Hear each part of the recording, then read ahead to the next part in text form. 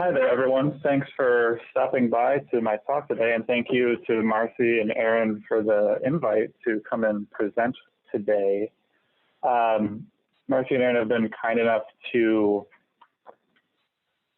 kind of monitor the chat window. If people would like to ask questions during the talk, they're welcome to put those questions either in the Zoom chat area, or there's going to be a couple points in the talk where I'll kind of transition from part to part. Please feel free to interrupt me at that time by just kind of unmuting yourself and asking your question out loud if that's your preferred avenue for asking questions. Otherwise, I'm really excited to talk to you today about MyCV, which is not my resume, but is in fact a web-based single-cell analysis platform that myself and my colleague Logan have developed first here at the University of Michigan in Dawen Tsai's lab in the Department of Cellular and Developmental Biology, and now at a more commercial scale in our entity Myomics, which we're hoping to see maybe if it can, find a place in the genomics market in the future. So again, please, thank you for being here. Please feel free to interrupt me if you have any questions. Otherwise, I'll get started. So what's the problem that we kind of identified here?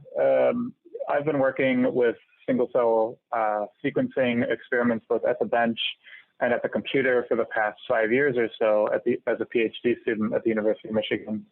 And the problem that I was faced with, and that I've seen a lot of other researchers diving into this space are faced with, looks something like this.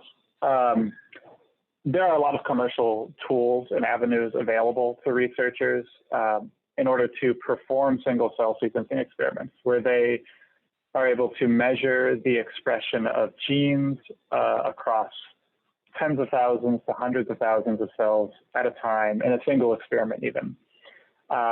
They can do this with minimal expertise when it comes to actually performing those experiments. Really, they just need to be able to prepare their single cell suspension and take them to a sequencing core. But what that core typically provides them at the end of the day is a data matrix that looks something like this one on the left. It's going to be huge. It could be upwards of a gigabyte or more in size, and it represents gene expression values for many different cells across all the genes that you could potentially profile in a cell. On its own, this matrix is pretty arcane. It's not that useful when it comes to actually interpreting it and making new biological hypotheses and claims from it. But it's just a big matrix of numbers. What researchers really want are more actionable, analyzed versions of this data. They could look something like this projection that I've drawn up here, where we're seeing the expression of gene A plotted in a color bar across different cells that might be grouped into different clusters automagically by a computer algorithm. It could be marker gene plots. It could be pseudotime trajectories. All sorts of different things fit into this space. And for researchers who are just diving in for the first time or for the fifth time, going from this matrix on the left into these interpretable plots and statistics on the right, it can be kind of challenging, both because there's a lot of steps involved and because those steps are rapidly changing as the space is evolving. So researchers who are doing this have a couple of options to get this done because they spend a lot of money. They need to get it done. The first one on the docket is you could just teach yourself bioinformatics. You just teach yourself that whole single cell bioinformatics space. You could hire a data scientist to do this for you. You could recruit a grad student who eventually will have to teach themselves bioinformatics. None of these are particularly bad in their own right. It's reasonable for someone to teach themselves how to do this. It's totally reasonable to hire a data scientist to outsource that work. Recruiting grad students happens all the time. But for someone who's doing this for the first time, it's a pretty big investment of either time or money or both. And so what we've tried to develop here with this tool is a web tool that can do this process in one click. It's not necessarily the most flexible process. It's not going to give you all of the bells and whistles that a data analyst could give you with a more careful, hands-on approach, but it's going to get the job done, and it's going to get it done in a single click. So we've called it MyCV. It's a multi-informatics cellular visualization tool. I'll show you why we call it multi-informatic later. Mostly it was for the fun name. Excuse me. And essentially it looks like this. You know, people who do single cell analysis are pretty familiar with this pipeline, maybe not this diagram because I made it. But you're going to start with, you know, some count matrix, you're going to do some filtering, you're going to do some dimensionality reduction, you're going to do some neighborhood generation, you're going to do some clustering, projections, blah, blah, blah, blah. A lot of steps. There's a lot of different tool sets and algorithms that can do it. And we've essentially wrapped all of them into a single button where we essentially allow researchers to upload that counts matrix on their own with this button and get to those interpretable plots immediately.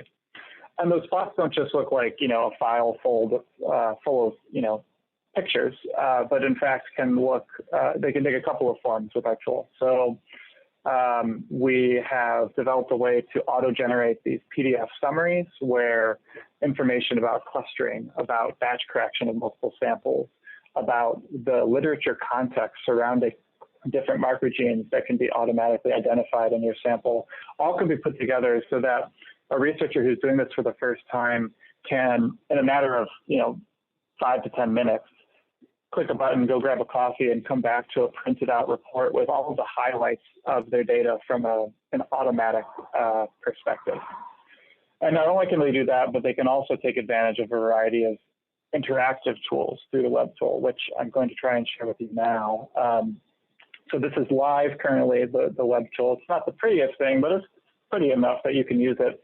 And this main interface is kind of why we call it multi-informatic. We've got an automatic clustering plot here on the left, a pseudotime projection for this data set on the right, a gene expression projection down here on the left for this gene called RBP, and then some pseudotime and distributions, some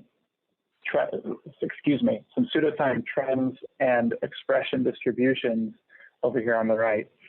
And a researcher can take this page, look at all these different facets, and then on top of these already made automatic clustering results, they can start to select cells that might be of interest to them. For example, perhaps I think there's something interesting about cells that are in this pseudotime range. So maybe I, you know, circle these cells over here. It'll start to cross-filter this plot on the left so that now the only cells selected are what I selected over here on the right. And then I can add other layers to this. So for example, maybe I only want to select cells out in, you know, this branch over here that are high for this gene. So I can select that. I could come down here, select a region of pseudotime based off of these trends, or select, you know, maybe one of these high expressing genes, in this case, hay. I can come back up and the intersection of all of these filters can be displayed up here in this clustering plot. And we can actually keep this cluster. We can call this, you know, cluster of interest 1. And we can define that new cluster and start to iteratively go through our data set. And with the combination of multiple different clustering and trajectory and literature analysis tools, start to make really informed decisions about cell types of interest that we might be wanting to follow up on beyond just automatic cell type clustering that we typically see in single cell papers and data sets. So that's the goal here, essentially, is to make this accessible both to, you know, the researcher who did that experiment, but also to all of their colleagues who are going to be collaborating with them on those papers. And the way that we do this is instead of, you know, reinventing the wheel here and trying to recode all of these algorithms ourselves, we're really just building on top of open source toolkits that are already out there. So ScanPy is a pretty popular single cell analysis API for Python that lets people, you know, at the command line do this kind of analysis themselves. We essentially have built a web wrapper around it to, from start to finish, perform analysis using their pipeline. Oh, and a number of other open source technologies make bringing that to the web scale possible. We try to stack up on a couple of different features relative to other options that are out there on the market. We try to focus on having flexible data inputs, so different formats for data and different combinations of data sets can all be put together in our tool with no fuss, no muss. We try to quickly summarize data and add additional literature context while being, somewhat easy to use for new people in the space. And while some other options out there definitely have these potentials, we feel like in these particular factors, our goal is to be the best in combining them all together. So what's our goal? Our goal here is really to accelerate the time to discovery. And I'm going to take a quick digression here to talk about a paper which actually inspired us to make this tool. We built it alongside of this paper. And so I'll pause for a second and give a moment for anyone to ask any questions if they have them already. Otherwise, I'll continue. I'll just need a drink.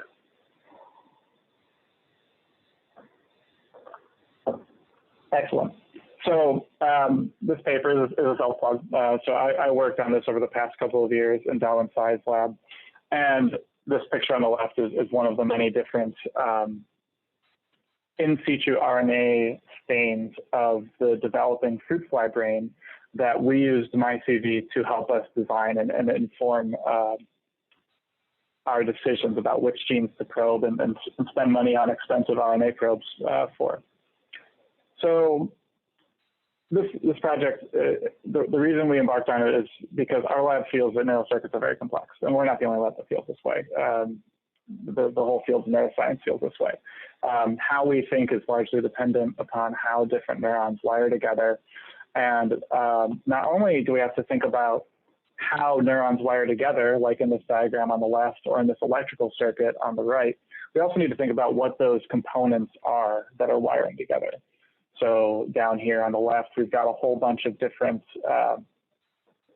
shaped neurons from the human and mouse brain that are drawn here by Robert. And over here on the right, you've got all sorts of different electrical components as the analogy. And my work really focuses not on how things are wired together, but what kinds of components are out there for the brain to make use of as it puts together neural circuits. And in particular, I'm really interested in how those components get generated during development. And so this project was taken on by me and a number of collaborators in the lab, who I'm showing here. It was really a group effort, and all of us, by having access to this pretty easy to use web tool, we all could contribute to making discoveries based off of the single cell data set that I'm about to describe. So when we think about how different kinds of neurons are made, in the mouse and the human brain, really, we've got an extraordinarily large number of neurons. We're at the hundreds of millions to hundreds of billions range.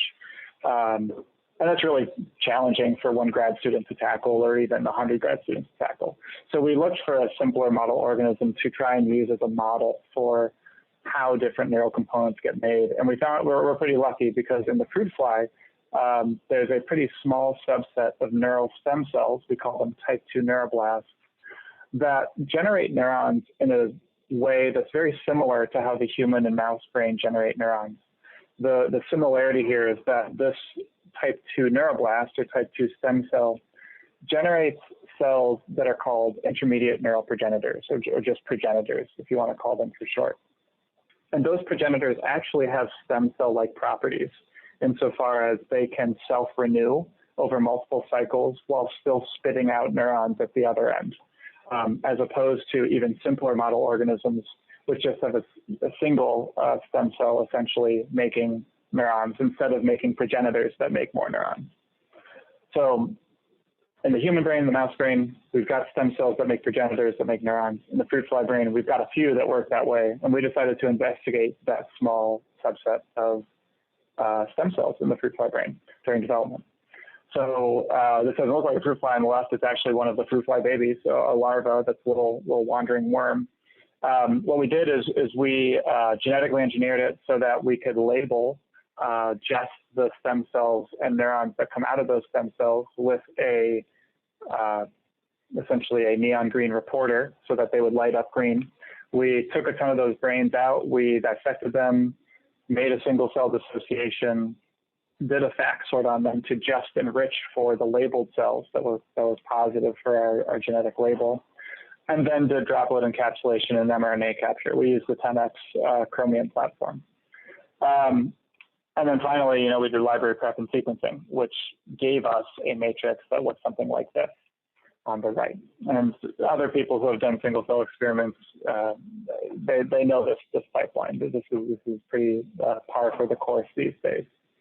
But when we had this data, we had to kind of think about what factors we thought would go into defining neural identity. If we're interested in what kinds of neurons get made and how, we need to decide, what defines a specific neural subtype. And what we came up with was this model where, I'm pointing to a cell in our data set here. There's a few different things that define the cell. There's its differentiation state. Is this a progenitor? Is it a precursor? Is it an immature or a mature neuron? Where is it along that pathway? Which progenitor did it come from? Did it come from one stem cell or another one? Because they could be different from each other and make different kinds of neurons at the end of the day. And how old was that progenitor? So did it divide once? Has it divided 10 times? It's known in the literature that as these stem cells and progenitors divide, we start to generate different types of neurons. And so we need to keep track of this as we, or at least try to back calculate this in some way, to get a full picture of what type of neuron we're looking at in their data set. And in order to really unravel this whole model, there's a lot of things we needed to consider in order to put confident labels on different kinds of cells. We needed to look at just, expression of different cells in our data set. We needed to look at the different marker genes that could be associated with different cell type clusters. We needed to look at pseudotime trends and how gene expression changed across this differentiation pathway as cells go from stem cells to progenitors, to precursors, to neurons.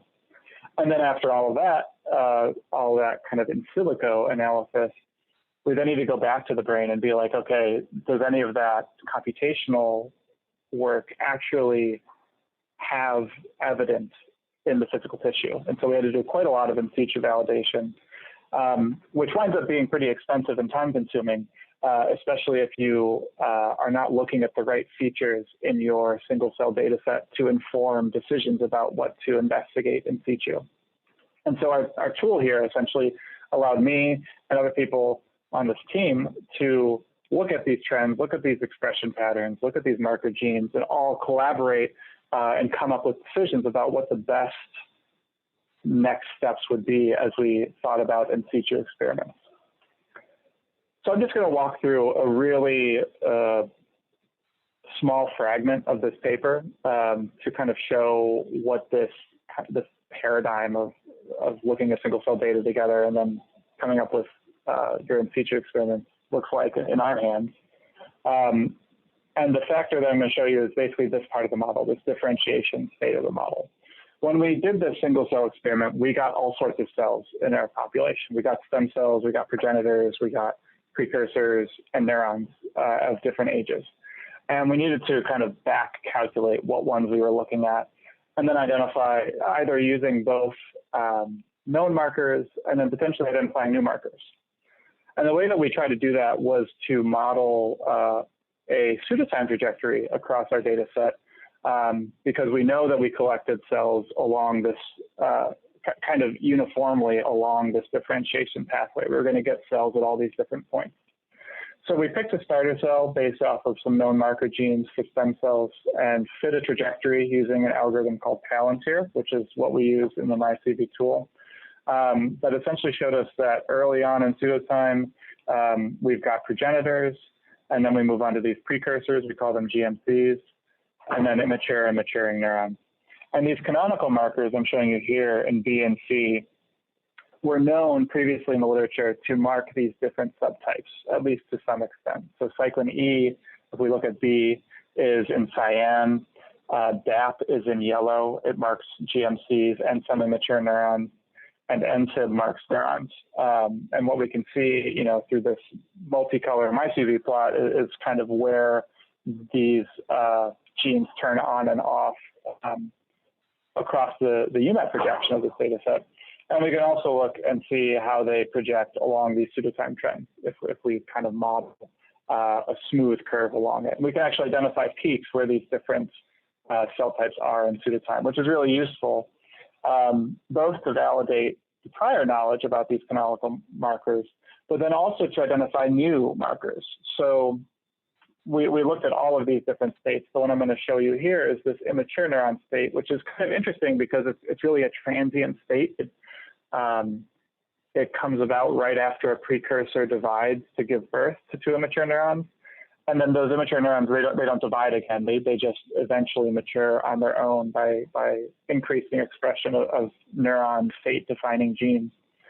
What we identified for the first time in our data set is that there's a number of other genes that have a peak right in pseudotime at the same point as other canonical markers for these immature neurons.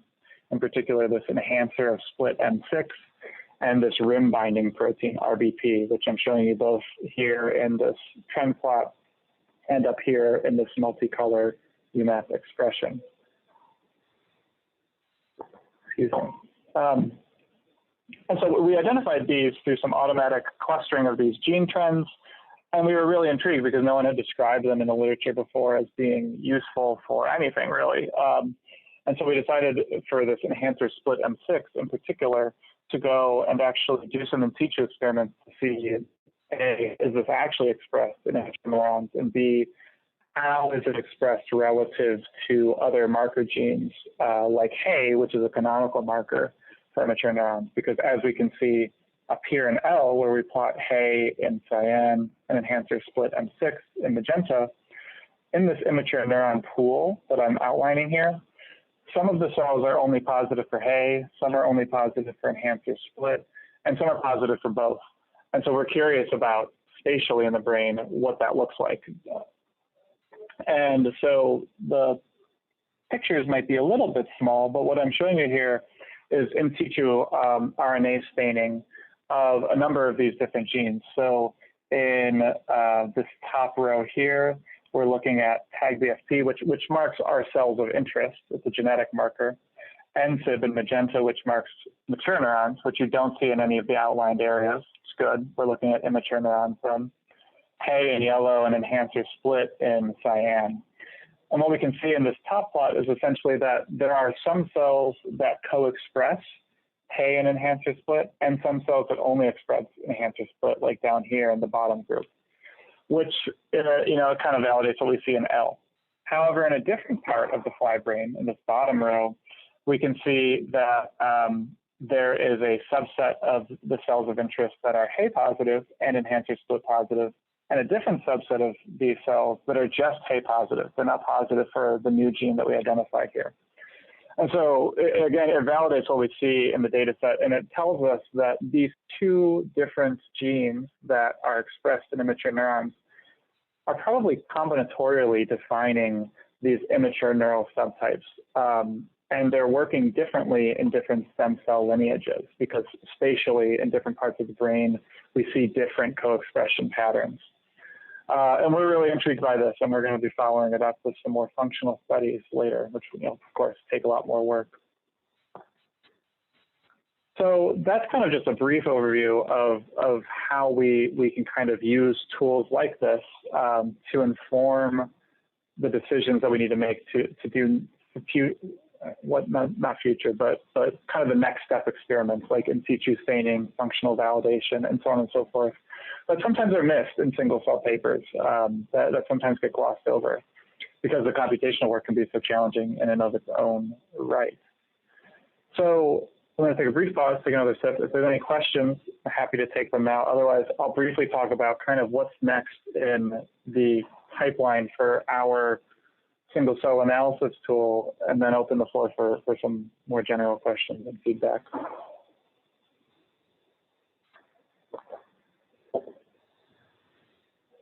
So we've already got a tool up there. I think I showed you it briefly earlier. We've got quite a few different features to it already that people are welcome to take advantage of. But there's even more that needs to be added aside from summary reporting and literature context and interactive plots.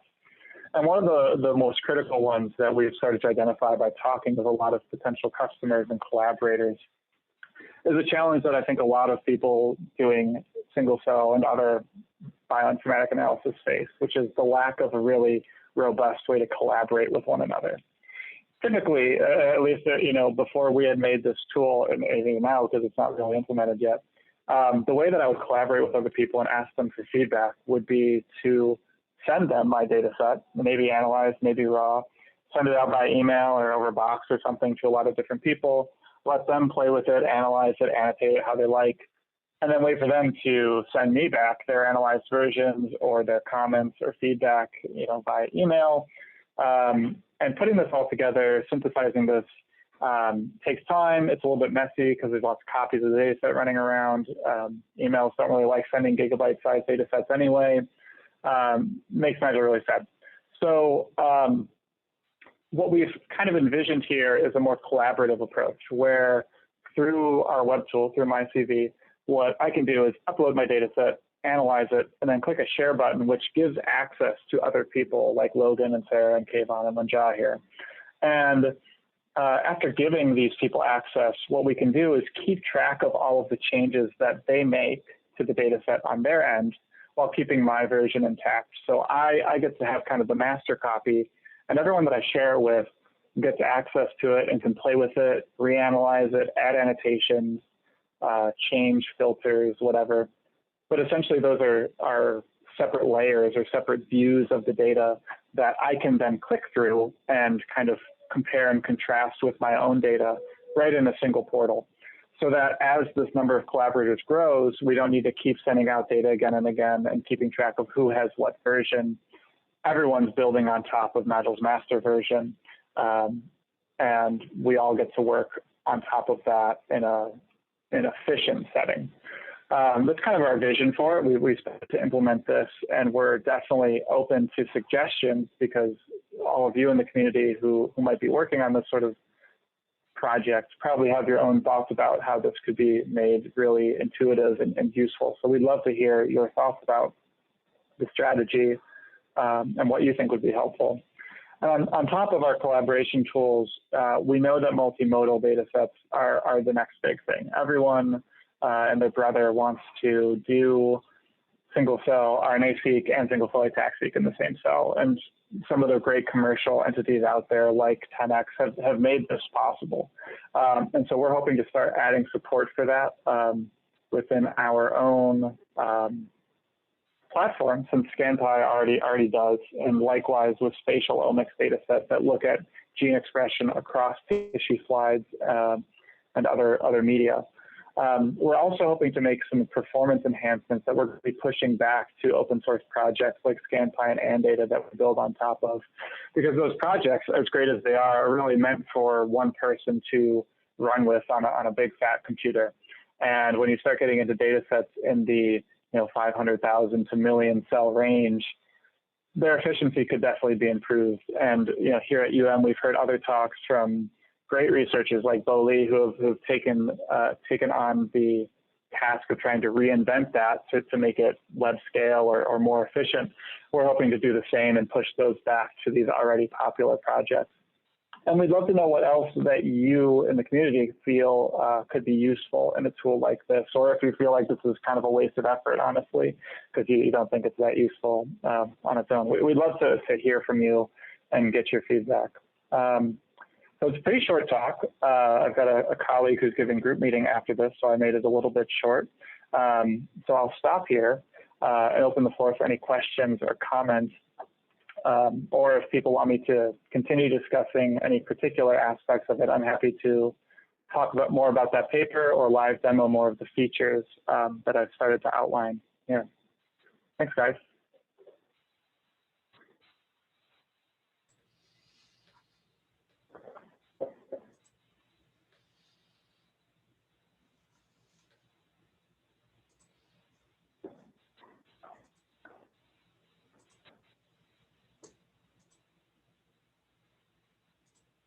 Thanks, Nigel. This is Brian. How are you doing?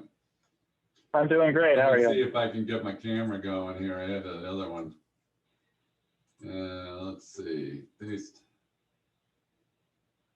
I don't know why I'm having trouble with my camera. Hold on. So anyways, maybe okay. going through the paper would be good a little bit. Yeah, I'd love to do that. Yeah, I think that would be a great idea. Let me pull that up. Yeah, there I am. I do exist. Oh, yeah. Okay, great.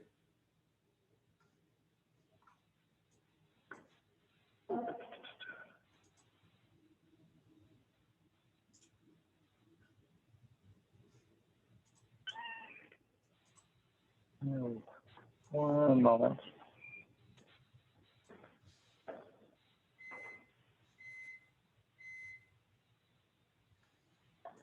Yeah, so let me share my screen again. Okay, So, good. It's on there. Yeah. I've got quite a few different slide decks with this in. I was just trying to find the right one.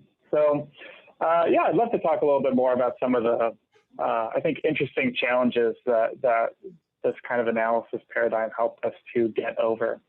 So, one of the first ones that I glossed over a little bit at the beginning is that our genetic labeling strategy to isolate just our cells of interest from the villi brain actually is only about 50% successful at labeling the cells of interest. It also, the other 50%, labels some cells that we're not actually interested in here, that are out in what the so-called developing optic lobe of the fly brain. They're also very interesting, but they weren't really our target here, and we physically had no way to separate them. So one of the first things we had to do when we got this data set in our hands was to actually go and pick apart in silico which cells came from our region of interest and which cells came from this developing optic lobe. And so we had to kind of dig through the literature to find some evidence that there were any genes that spatially were specific to the optic lobe or to our type 2 system. And what I'm showing you here are two of those genes. One was this long non-coding RNA called cherub, that's a cute name, and another one was a protein coding gene called DATI. And so what we did is we dug through literature and we found that essentially there is in situ evidence that in the developing optic lobe, both of these genes are not expressed out there. They're only expressed everywhere else in the brain, but in that optic lobe, they're not there. And what we saw in our data set, which I'm showing you here on the left for these two genes, is that there were two big chunks of cells, and one that's lighting up in yellow-green is positive for cherub and for DATI, and the other one is negative for both of those genes. And so this kind of first step was actually very confusing to us because we initially did our analysis on the entire data set and we're kind of confused as to why some things didn't quite make sense. And we had to go back and kind of recognize that, in fact, we were looking at a mixed population and had to kind of separate them out for further analysis. And we did a little bit of extra work to go back and validate that. I'll go show you actually here. This pretty picture is not just pretty. I think it's pretty. Maybe you guys don't, but that's okay. I think it's pretty. This actually is in situ RNA staining of a number of genes. In cyan, we're actually looking at cherub, and in green, we're actually looking at DATI. So those two that should be in our type 2 system, marked in white, these white kind of puncta. And then what you can see in kind of magenta and in yellow down here in the bottom left are two new genes that were not previously identified to be expressed in the optic lobe of the fly brain. They were MAMO in magenta and another one I think called BIFID in yellow. And so previously people didn't know that these two were actually expressed really heavily in the optic lobe and not in the type 2 system. That's what we were able to show here with a picture like this. And when the paper is actually out in Cell Reports, you can see it from frame by frame. Sorry, I don't have that prepared right now. But it was essentially one of my collaborators, actually my boss, Darwin, who pointed this out essentially as he was looking through the data on MyCV. He's like, "Hi, this looks a little bit strange. Are we sure that there's not a thing there that should be separating the data?" So cool use of it there. Let me tab through here, through some of these slides. So one of the next things that we had to do was, after identifying this kind of differentiation state pathway that I sort of described here that separated cells by progenitors and precursors and immature and mature neurons. We then wanted to see, which genes are actually Hey, Nigel, how much time is on that plot? It says 0 to 1, but I mean, how many days is that? I mean, how much time is that on that one top right-hand plot? Oh, sorry, the pseudotime. So this is it is a dimensionless quantity. It is not actually representing experimental time, but is rather a fitted pseudotime trajectory. So 0 here would be the starter cell, the young cell that we've picked. And in our case, the young cell is the mother stem cell, essentially. It's kind of the first cell in the pipeline. And then as we go from 0 to 1, we're moving down this differentiation pathway. So the stem cell is dividing and making a precursor cell, which is making an immature neuron, which matures into a neuron. So it's that differentiation pathway that we're modeling with pseudotime. Does that answer your question? Kind of. I mean, it's just, and I likely missed it earlier in terms of why pseudo time and why not developmental time, but that's an excellent question. Actually, our reviewers gave us those questions as well. Because it's developmental time, we have some context. We've seen some of that data before. We know how long things maybe take. That's absolutely true. Yeah. So let me go back to one plot that I think will help to describe this. So even at a single developmental time point, at our case, we took it, I think, like 6 to 8 weeks were late. Even at that single developmental time point, if you collect all sorts of cells and do single cell sequencing at that frozen point in time, you are going to get cells that disperse all throughout this kind of 3-dimensional space that I'm putting here, which is, different differentiation states, different mother cells, the progenitor lineage identity, and different cell division numbers for those mother cells. You're going to get a big mix. And adding in developmental time would give a fourth axis here, in fact, where we now have, at time point 1, you get this 3D space, and at time point 2, you get another 3D space.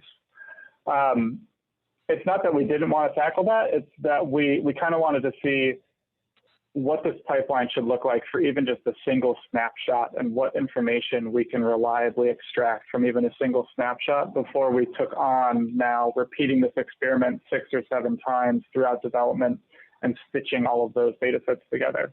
It's an ongoing project in our lab. We're currently undertaking that project.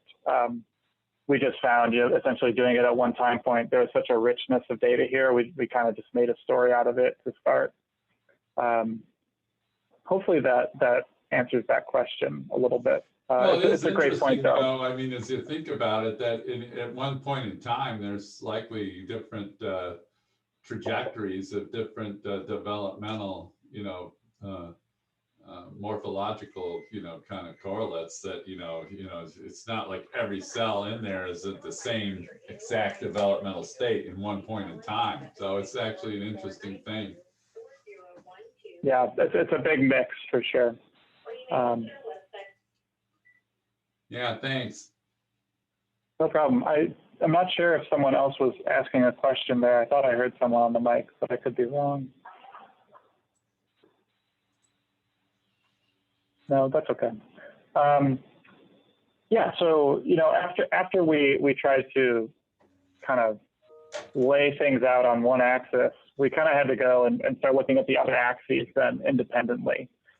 So in this case, we were looking now at these different progenitors and over their either spatial location in the brain, so their identity, or I guess their mother cell's identity, or over their lifetime. So as these progenitors divide and made more cells, they change which kinds of neurons they spit out. And we were interested in knowing how they specify those. So we took our data set, we essentially extracted out just the progenitors, the IMPs, and the precursors, the GMCs alone. We did some subclustering on them. I'm going to skip this. And essentially, what we did is we clustered the INPs and found 3 pretty big groups, clustered the GMCs, found 3 pretty big groups. And by looking at the co-expression of marker genes across these 2 classes of cells, the progenitors and the precursors, we could match up putative, we could call familial relationships. So for example, INP group 1 up here, this orange group. Some of the marker genes are listed here. SP1 and CT are 2 of the biggies. If we looked at the top 100 marker genes from this group and compared it to the top 100 marker genes from group 5, what we found is that, in fact, something like 25 of those marker genes overlap between those 2 groups and don't overlap with any of the other groups. And what this tells us is that even though we're at a single time point, we can still identify that there's probably marker gene carryover from the mother cells in group 1 to the daughter cells in group 5. There's RNA transfer that we're picking up with our single cell measurements, and likewise from 2 to 4 and 3 to 6. And we could plot this to some extent in these UMAP plots, but what really, we needed to do here, since we're proposing a hypothesis that, group 1 and group 5 are related, we had to go back to the tissue and actually start looking to see if we see this RNA carryover for some of these marker genes.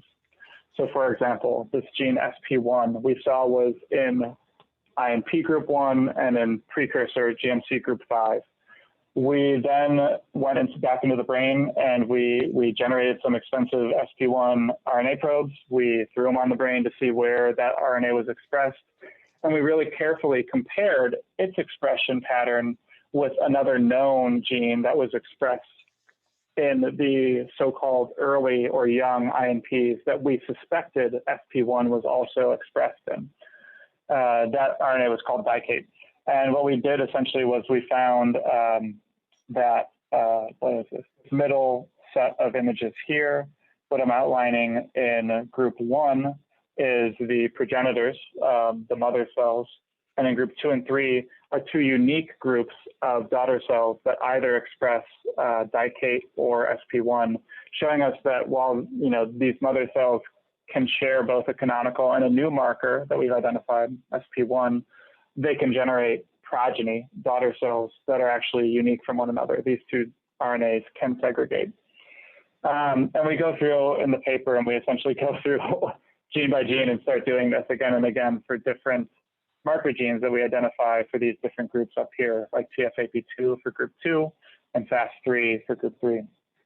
I don't want to belabor it too much. It's a lot of RNA and CG plots. I would love for people to look at the paper when it comes out. Yeah, what's the next thing I want to show briefly? Skip that. And then finally, I talked a lot about mother cells. We never actually got into the neurons too much. We just got into kind of the daughters. So eventually we wanted to look at actually the neuron population in our single cell data set and look at what different kinds of RNAs we're segregating into different putative cell type or neuron subtype clusters. And one of the reasons we were interested in this is because there was already some literature evidence to suggest that 2 genes, BSH and dicate, marked unique neural progenies.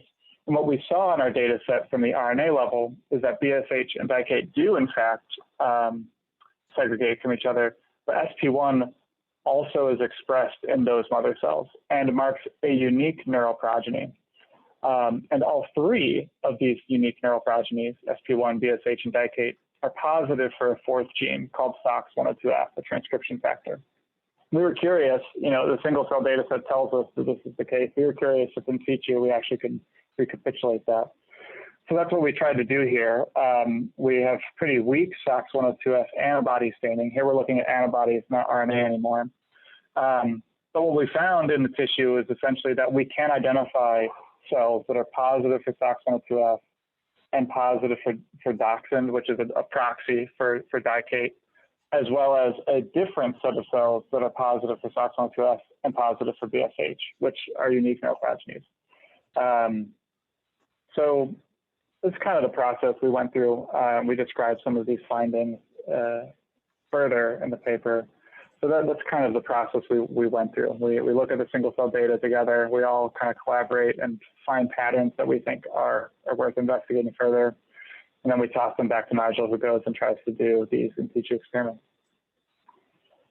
Hopefully that's a good flavor for the rest of the paper. Any other questions or thoughts? That's good. Good overview. You got a lot going. There's a lot of stuff to keep track of. A lot of stuff to keep track of. That is very true, Brian. Yeah, I appreciate that feedback, though. Yeah, it was fun to do. I mean, it was really cool to see, even out of those little tiny fruit-fly brains, how much rich information is there. Yeah. So I mean, you might have said this in the beginning. I couldn't log in for about 5 minutes. Did you tell the story about how your company kind of like spawned out of this thing? I mean, you know. Oh, that's a great question. I did not. Think people would really love to hear that. I would be happy to talk about that a little bit more. Actually, I've even got some slides for it, so yeah, I'd be happy to. Because you know, there's a lot of folks that want to do that kind of thing. Yeah, let me pull up those slides too, and I'll give you guys a sense for it.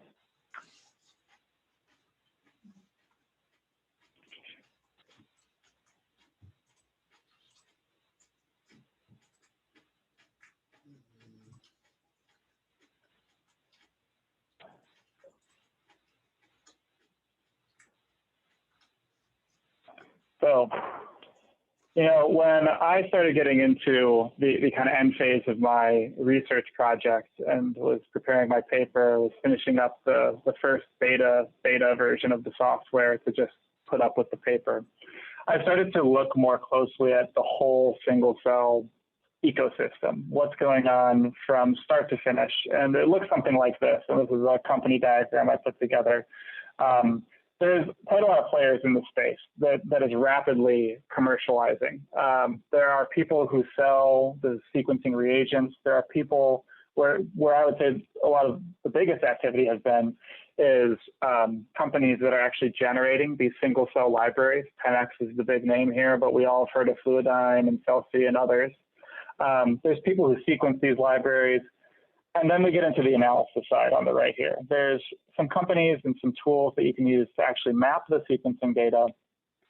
But at the time when we first started this, at the beginning of 2020, when I first started making the software rather, there really weren't very many, if any, options for, I would say, computationally inexperienced users to do this analysis on their own. And over time, some have entered the space. You know, Flojo has put in their hat with their SeqGeek software. 10x has their Lupe browser. Partech sells a like $6,000 kind of crummy analysis software that you can use for single cell. And there's some open source projects that have opened up here. So we kind of saw an opportunity to try and bring a unique take on this, which was not a flexible do-it-all software to handle all sorts of single cell concerns, but rather to build a software that builds on top of already established tools in the space and brings them in front of users in the simplest way possible, so that, you know, when a new faculty just wants to dive into this space for the first time, they don't need to think about, you know, how are they going to budget 40 grand to bring on a new graduate student to handle this. To even handle basic analysis, they can just pop over to us, and even if it's not the final analysis that they'll use, which it could be, they can at least throw their data up there and start taking action based off of the results. So that's kind of why we threw our hat in the ring here. So would it be fair to say that it's more of a service? That's precisely what I would say it is. Yeah. So we have built this software as a software as a service platform. It's all web-based. You can subscribe to it for as little or as long as you want at a reasonable rate. I think it's reasonable anyway. And you can just throw your data out there and get it done. And you can download your PDF reports. You can download all the publication quality plots, and it's all explained in a plain language format that tries to avoid the technical verbiage from the get-go. It introduces it to users who might not be familiar with that, but it doesn't start with, this is what your KNN graph looks like. It's like, this is how your data looks in a 2D projection, which is the standard in the field. It tries to be a gentle introduction service for people who are moving into the space as they look at their first data sets. We saw an opportunity there. We had the software prototype already built, and so we decided, it's pretty cheap to throw a server up and to leverage UM's really phenomenal tech transfer and venture center resources to try and spawn it up. And so that's what I did essentially. I went to the classes. I got on board with some mentors over there. They helped me to secure the commercial license with to the software, because as grad students we're employees, so actually owns the software. Yeah, we went from there. And part of that opportunity, I'll show you a little bit of the opportunity pitch slide that I've been testing out, looks something like this, essentially. If we just look at how many kits were sold by even just 10x last year to do single cell analysis, we're looking at on the order of like 50 to 100,000 single cell data sets might have been generated last year. It's an enormous amount of data. Not all of it goes into publications right away. Just in the US? Just in the US, yeah. It's an enormous amount of data was generated just last year in a market that is growing 15% year over year, which for people who aren't super familiar with business growth, I mean, that's like double the typical average of a really growing market. So it's enormously fast growth.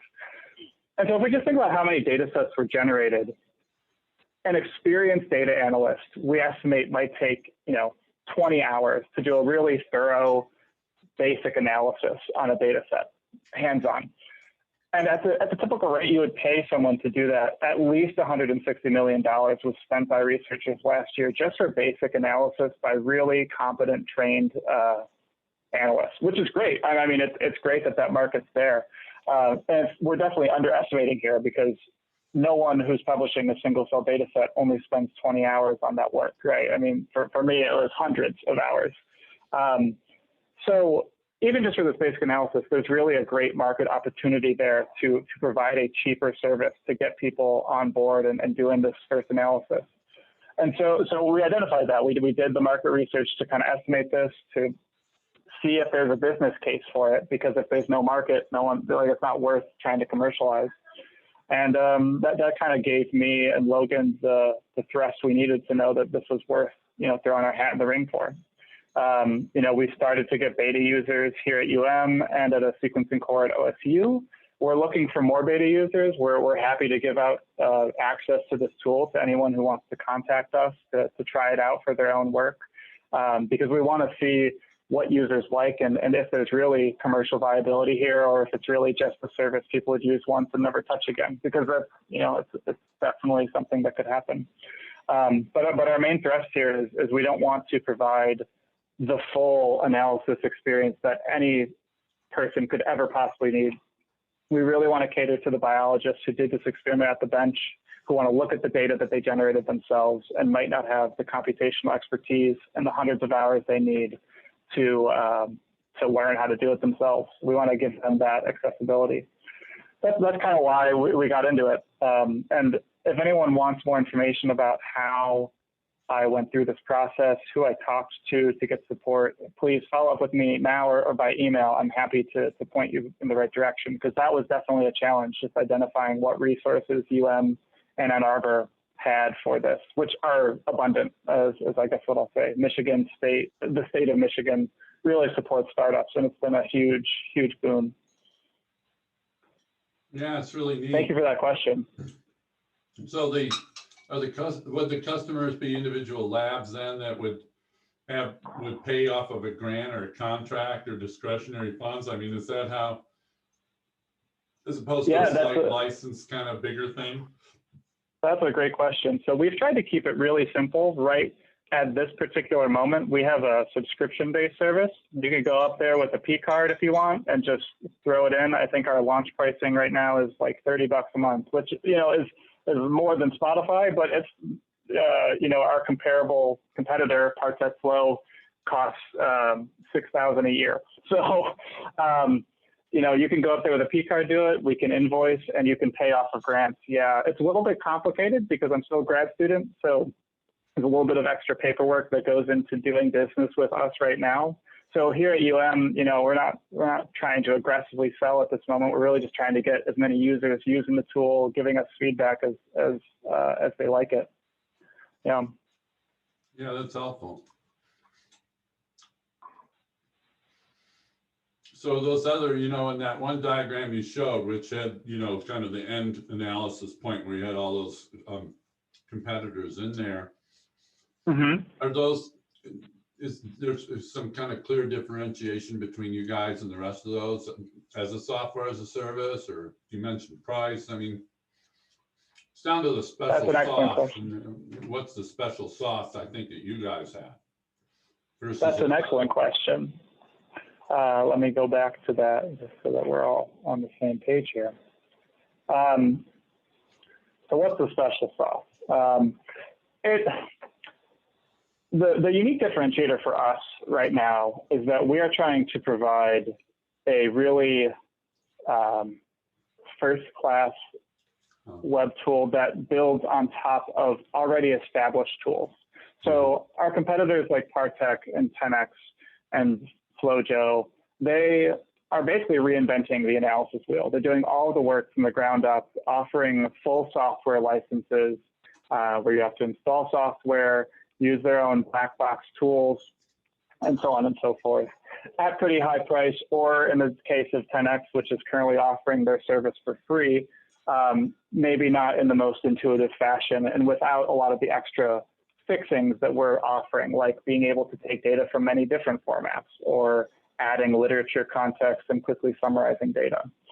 But you bring up a great point. So, while we currently beat most people on cost and on ease of, grabbing the service because you just log into a web page, over time, we do expect other competitors will enter the space and will compete with us on those fronts.